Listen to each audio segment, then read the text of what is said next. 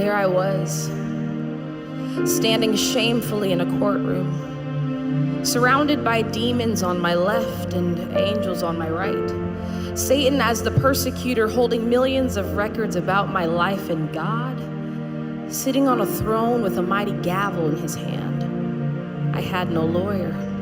Placed on trial for things such as lying, stealing, and fornication. For this was the beginning of my tribulation, for there was no reason to plead an innocent statement, for all the evidence was sitting right there with Satan. The demons smiled as tears rolled down the judge's eyes, for they clearly knew that now was the hour of my demise.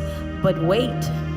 In came a light shining so bright that the demons smiling suddenly jumped with fright. And the man that walked in that night was none other than Jesus Christ.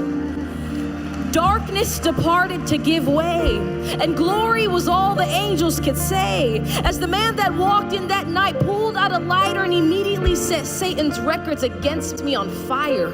He took the sentence file and erased my name, looked at me in the eyes and said, "Daughter, I'll take the blame." Handcuffs were placed on this man and he was thrown to the ground. The entire courtroom gasped at this horrendous sound, and the sudden seized the beat of his heart. The man that walked in glowing had now become dark. I did this to him. My lying, my stealing, my cheating, and he took the pain and spent 3 days in the hell that I was to go to for eternity. I left the courtroom that day, and there was nothing I could say. I was found innocent, for Christ handled the debt that I was to pay. This type of love is more than you could give to a girlfriend, boyfriend, husband, wife.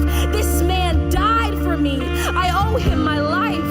And even though my life is not at all worth it, how could you ever trade preferent for perfect? See, I gave my life to Christ and suddenly picked up a mop. The lying, cursing, cheating, all that had to stop, because my life had been bought. And it'd be a shame to sit there and do nothing but let it rot. I'm not perfect, and the will to sin hasn't completely diminished from my life. But I believe Jesus